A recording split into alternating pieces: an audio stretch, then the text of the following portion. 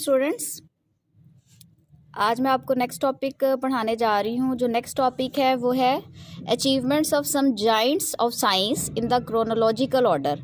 Chronological order क्या होता है कि हम टाइम वाइज कि पहले कौन सा साइंटिस्ट आया, बाद में कौन सा आया, टाइमिंग के लिहाज से हिस्ट्री में हम उनको स्टडी करते हैं। ठीक है। अच्छा, ये जो टॉपिक है आपके जो कोर्स आउटलाइन में ये मेंशन किया गया है कि आपने इसको जस्ट माइनर टच देना है। डिटेल से आपने इस्लामिक जो मुस्लिम स्कॉलर्स थे उनकी कंट्रीब्यूशन स्टडी करनी है, लेकिन आपको बेसिकली हिस्ट्री ऑफ साइंस में जो बाकी साइंटिस्ट है उनका कंट्रीब्यूशन पता होना चाहिए। You have to be aware of this. तो इसमें इन्होंने एक बहुत अच्छा सा टेबल बनाया हुआ है जिसमें उन्होंने तमाम जो साइंटिस्ट हैं उनका एक तो टाइम पीरियड लिखा हुआ है, लाइफ स्पैन, और उसके बाद उनके साइंटिफिक कंट्रीब्यूशंस लिखी हुई हैं। तो आज हम पहले इसको गो थ्रू करेंगे। पहले एक ये लिस्ट बनाई हुई है कि कौन कौन से हमने साइंटिस्ट को पढ़ना है। सबसे पहले है पाइथागोरस, अरिस्टोटल, इसको हम अरस्तू भी कहते हैं, आर्शिमिड्स। ये जिन बच्चों ने फिज़िक्स पढ़ी होगी उन्होंने ये आर्शिमिड्स प्रिंसिपल पढ़ा होगा फिज़िक्स में। हिप्पोक्रेट्स, जोनस, केपलर, गलीलियो गलीली, न्यूटन तो काफ़ी फेमस साइंटिस्ट हैं। इन्होंने जो 3 लॉज दिए थे फिज़िक्स में और लॉ ऑफ ग्रेविटेशन भी इंट्रोड्यूस किया था। Charles Darwin, Albert Einstein, he is one of the most famous scientist in the history of both physics and chemistry. Francis Victor, James Watson और स्टीफन हॉकिंग। स्टूडेंट, ये Stephen Hawking most recent scientist हैं इनमें से, और ये physics के बहुत ही कमाल के साइंटिस्ट हैं डिस्पाइट बीइंग डिसेबल्ड। जिस तरह उन्होंने एक नोबेल प्राइज़ भी विन किया और जो इनकी कंट्रीब्यूशंस हैं वो मार्वलस हैं। तो चलिए हम देख लेते हैं कि इनकी क्या क्या कंट्रीब्यूशंस थी। पाइथागोरस जो थे वो 580 से 500 BC इनका जो टाइम पीरियड है। ही formulated basic law of geometry. इन्होंने बेसिक जो ज्योमेट्री का लॉ था वो डिस्कवर किया था, फॉर्मुलेट किया था। उसके बाद अरिस्टोटल हैं, 384 to 322 BC है। He divided the universe into 2 distinct regions. He also did the first systematic work on comparative biology. ठीक है, इन्होंने यूनिवर्स को 2 मुख्तलिफ हिस्सों में डिस्टिंक्ट रीजन्स में डिवाइड किया और वो पहले थे जिन्होंने कंपैरेटिव बायोलॉजी पे काम किया। उसके बाद Archimedes, 287 to 212 BC। He gave famous Archimedes principle in floating bodies. आपने इसकी डिटेल में नहीं जाना, आपको इनकी कंट्रीब्यूशन पता होनी चाहिए कि इन्होंने क्या क्या किया था। वैसे बता देती हूँ कि आर्शिमिड जो साइंटिस्ट थे उन्होंने जो बॉडीज़ पानी पे तैरती हैं उनके बारे में एक प्रिंसिपल दिया था जिसे आर्शिमिड्स प्रिंसिपल के नाम से जाना जाता है।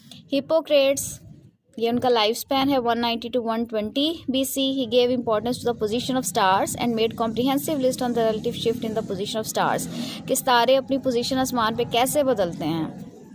उसके बाद जोन्स केपलर हैं, ये जर्मन साइंटिस्ट थे। इनका टाइम पीरियड 1571 to 1630 AD है। He was the first person to show that planets move around the sun in elliptical orbits. He gave the laws of planetary motion. Solar system में students आपको पता है कि किस तरह प्लैनेट सन के गिर्द रिवॉल्व करते हैं। उसके बाद गलीलियो गलीली है, इटालियन साइंटिस्ट हैं। 1564 से 1642 तक का इनका टाइम पीरियड है। इन्होंने पहला एस्ट्रोनॉमिकल टेलीस्कोप बनाया था। टेलीस्कोप स्टूडेंट्स, टेलीस्कोप वो दूरबीन होती है जिससे हम आसमान पे जो सितारे स्यारे या जो ऑब्जेक्ट्स होते हैं आप उन्हें स्टडी कर सकते हैं। उसके बाद आइजैक न्यूटन है, one of the most famous scientist. 1642 से 1727 तक इनका टाइम पीरियड है। He gave laws of motion and law of gravitation. He was the professor of mathematics. अच्छा, ये जिन बच्चों ने मोस्टली आई थिंक आप में से बच्चों ने साइंस पढ़ी होगी, तो ये जो न्यूटन के 3 लॉज थे, Newton's first law of motion, second law of motion, third law of motion, ये काफ़ी फेमस लॉज हैं, आप लोग इनसे वाकिफ़ होंगे। उसके बाद चार्ल्स डार्विन है, ये इंग्लिश साइंटिस्ट हैं। ये बायो में इनका जो वर्क है वो वैसे इनका जो लाइफ स्पैन है 1809 से 1892 है। He was naturalist. He revolutionised biology. He gave the theories of natural selection in evolution. Natural selection in evolution students, ये आपने देखा होगा कि चार्ल्स डार्विन वो साइंटिस्ट था जिसने ये नज़रिया बयान किया था कि सिर्फ कायनात में वो जानदार सर्वाइव कर सकते हैं जो फिटेस्ट होंगे, यानी कि सर्वाइवल ऑफ द फिटेस्ट। या एक तरह से एक ये भी थ्योरी दी थी कि वो जानदार जो हैं वो अपने आप को सर्वाइव रखने के लिए, एनवायरनमेंट के साथ अडेप्ट करने के लिए अपने अंदर मॉडिफिकेशंस लेकर आते हैं। उसके बाद नेक्स्ट साइंटिस्ट है एल्बर्ट आइंस्टाइन। 1879 से 1955 तक का इनका टाइम पीरियड है।